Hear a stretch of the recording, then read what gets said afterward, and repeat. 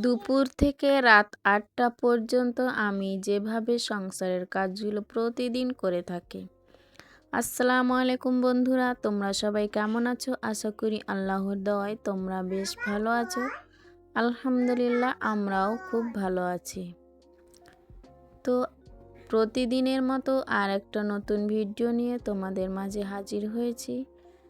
তো আমার ভিডিওটা প্রথম থেকে শেষ পর্যন্ত দেখার অনুরোধ রইল।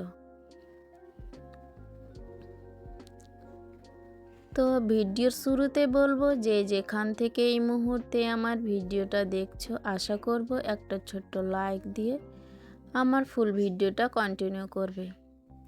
কারণ তোমাদের ছোট্ট একটা লাইক আমার ভিডিওটা অনেক দিদি বোনেদের কাছে পৌঁছে যেতে সাহায্য করবে। তাই আশা করব একটা ছোট্ট লাইক দিয়ে আমার ফুল ভিডিওটা কন্টিনিউ করবে।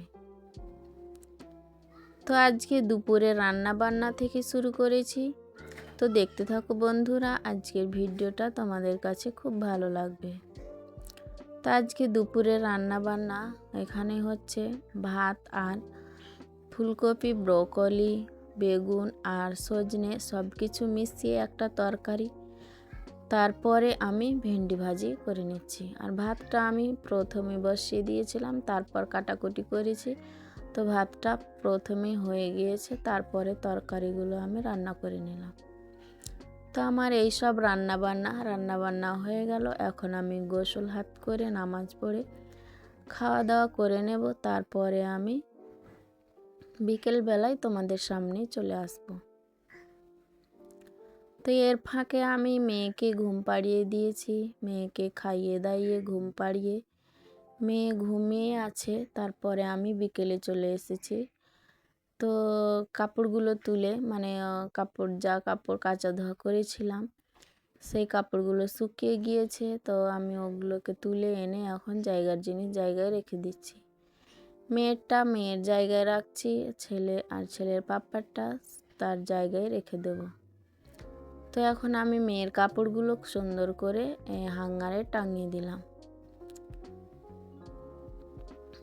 তো এখন আমি চলে যাব ছেলের কাপড়গুলো রাখতে।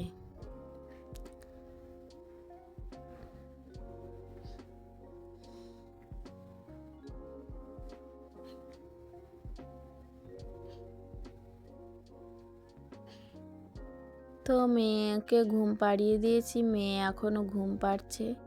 কারণ মেয়ে উঠে পড়বে, সেই কারণে আমি তাড়াতাড়ি করে কাজগুলো করে নিচ্ছি। কারণ মেয়ে ঘুম থেকে উঠলে কিছুক্ষণ তার সাথে করতেই হবে। সে ঘুম পেড়ে উঠলে ওটা তার নিয়ম, ওটা বৈশিষ্ট্য হয়ে উঠেছে যে তাকে কিছুক্ষণ নিয়ে একটু ঘুরতে ফিরতে হবে। তারপর মেয়ে নামবে কি খেলাধুলা করবে কি আর অন্য কিছু। তো সেটাই তার ইদানিং হয়ে উঠেছে অভ্যাস। তো অভ্যাসটার কারণে আমার আমি এখন কাজগুলো তাড়াতাড়ি করার চেষ্টা করছি।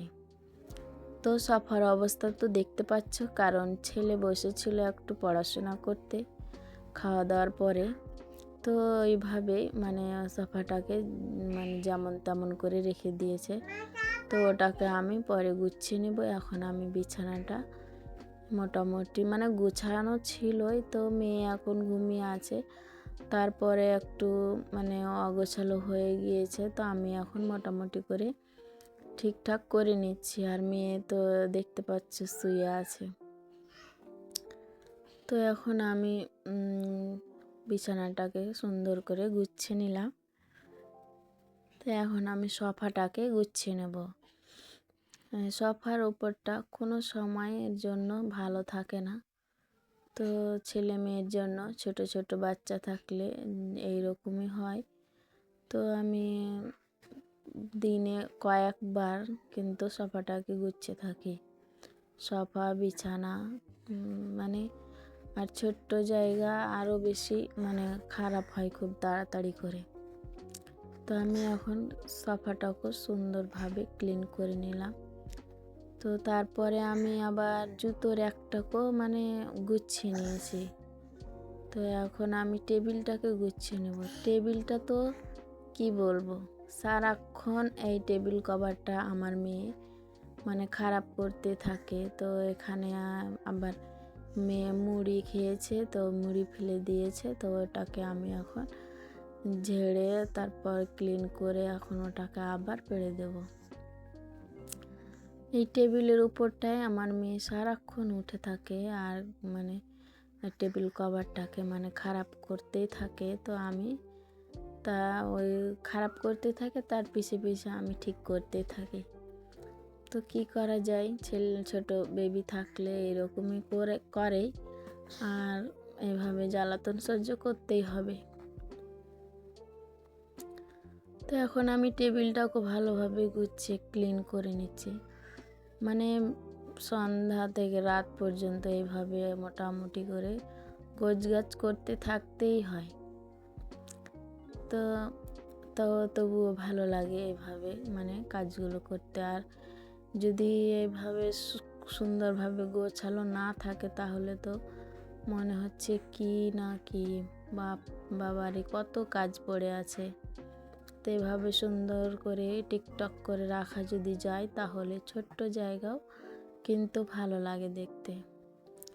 তো এখন আমি ঘরটাকে এখন ঝাড়ু দিয়ে নেব। তারপরে আর ঝাড়ু দেওয়ার পর সেরকম কোনো আর কাজ নেই। কিছুক্ষণ বিশ্রাম নিয়ে আমি একটু মানে শুয়ে থাকবো। তারপরে তখন মানে রাত্রিবেলায় মানে এক কথায় দুধ জাল করব, তখন সেই সময়তে আমি আজকে মনে রেখেছি বা প্ল্যানিং করে রেখেছি যে সুজি রান্না করে নেব। তো ওটাই করে নেব।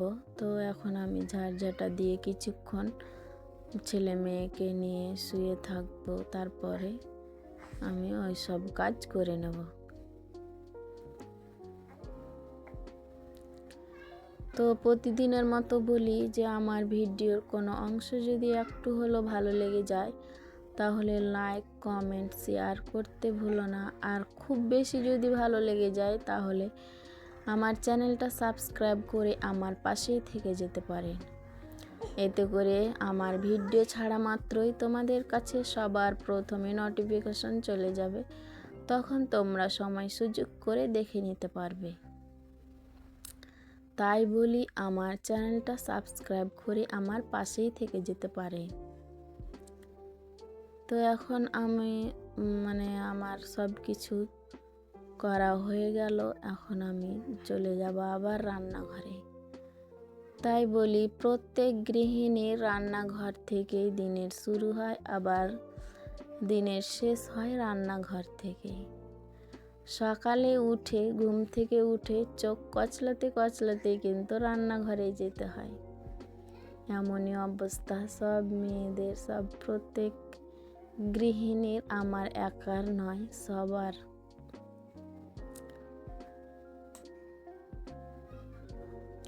প্রতিদিন একই কাজ, একই বারবার সব প্রত্যেক দিন একই কাজ করে থাকতে হয়।